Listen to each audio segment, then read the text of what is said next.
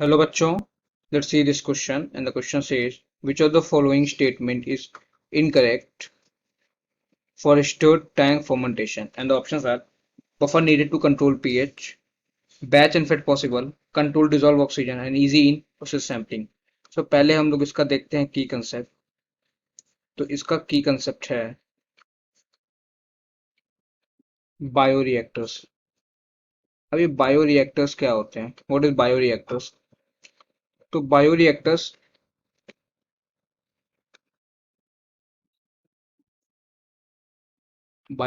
क्या होते हैं? तो बायोरिएक्टर्स में जो है हम लोग क्या कर सकते हैं, प्रोडक्ट्स बनाते हैं, अप्रिशिएबल अमाउंट ऑफ प्रोडक्ट्स बनाते हैं।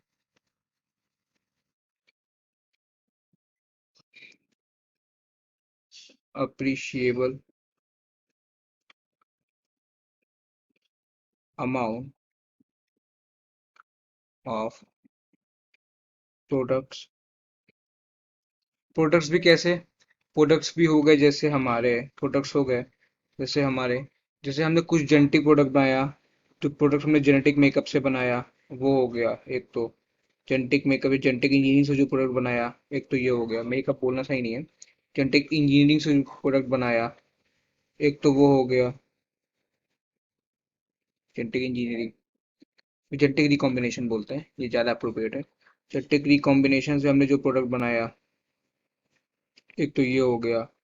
उसके बाद जो है, या फिर पहला, दूसरा हम लोग फर्मेंटेशन करते उस टाइम पे जो प्रोडक्ट बनाते हैं, इसमें हम लोग बायोरिएक्टर्स का ही इस्तेमाल करते हैं। सो ये सब चीज़ें हैं जिसमें बायोरिएक्टर्स का इस्तेमाल होता है। और जो प्रोडक्ट बनता है ना, वो बनता है appreciable amount of product formation.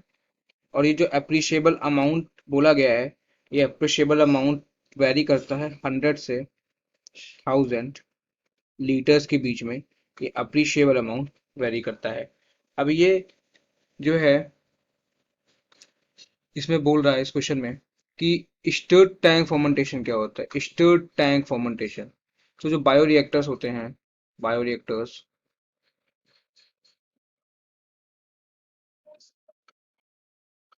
इसमें दो टाइप का फर्मेंटेशन होता है।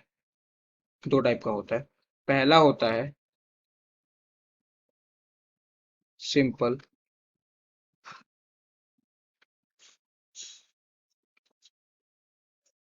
स्टर्ड टैंक बायोरिएक्टर, और दूसरा होता है इसमें स्वैगर्ड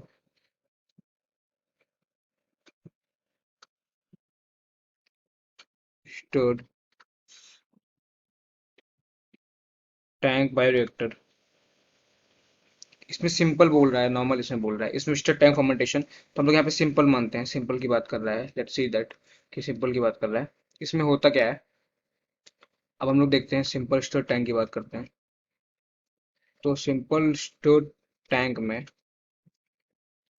होता क्या है, इसमें होता कुछ ऐसा है कि हम लोग, जैसे मान लीजिए, लेट्स सी कि this is, let understand with this a diagrammatic representation, इससे चीजें और क्लियर हो जाएंगी।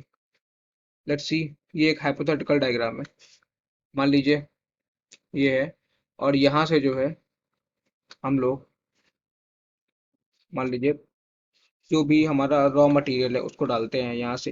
रॉ मटेरियल को इनटेक करते हैं, रॉ मटेरियल यहाँ से जा रहा है अंदर,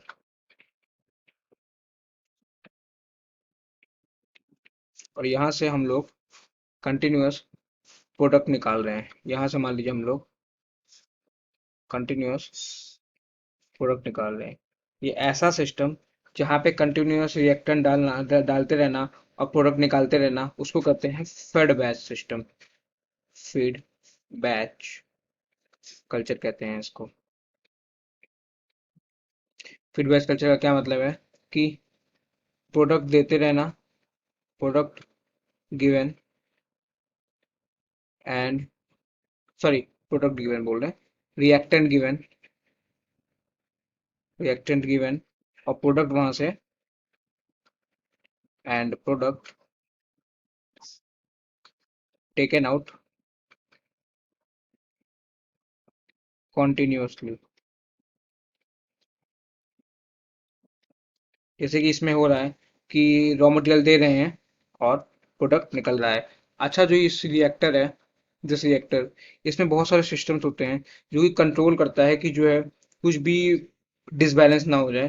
तो वो सिस्टम, जिससे कि हम लोग को डिजायर्ड प्रोडक्ट भी मिल जाए, तो वो इसमें बहुत सारे ऑप्टिमम ग्रोथ कंडीशंस होती हैं। इसमें बहुत सारी ऑप्टिमम ग्रोथ कंडीशंस होती हैं, जैसे कि इसमें होता है, दिस कंटेन्स टेम्परेचर,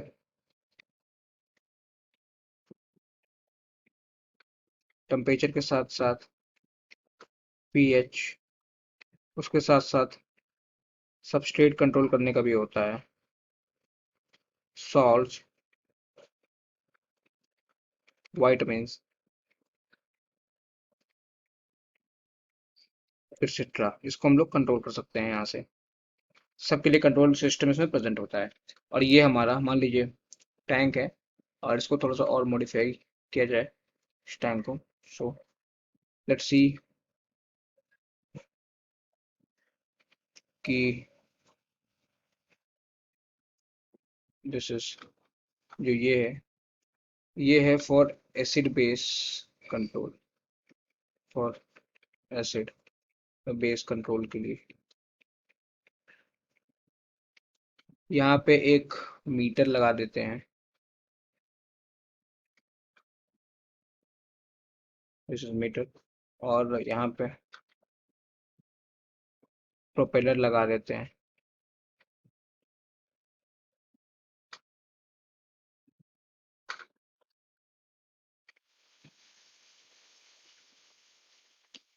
और ये क्या है, foam, this is foam breaker, मतलब फोम को ब्रेक करेगा, तो फोम ब्रेकर है ये। ठीक है, अपने क्वेश्चन पे आते हैं। ये एक थोड़ा सा डायग्राम हो गया, सिंपल स्टिक टैंक का डायग्राम हो गया। अब क्वेश्चन पे आते हैं कि which of the following is incorrect for simple stick tank fermentation. तो अभी buffer needed to control the pH, बिल्कुल। यहाँ पे एसिड बेस कंट्रोल कैसे हो रहा है, बफर से ही हो रहा है, तो ये तो बिल्कुल सही स्टेटमेंट हो गया। अब fetch and feed possible, batch and feed possible. So हमने बताया इसमें फेड बैच में क्या होता है, कंटिन्यूस रिएक्टेंट डालते हैं, प्रोडक्ट निकालते हैं। यहाँ पे ऐसा होता है, रिएक्टेंट डालते हैं और प्रोडक्ट निकालते हैं, तो बिल्कुल सही बात है। तो fetch control, batch and feed possible, बिल्कुल सही बात है।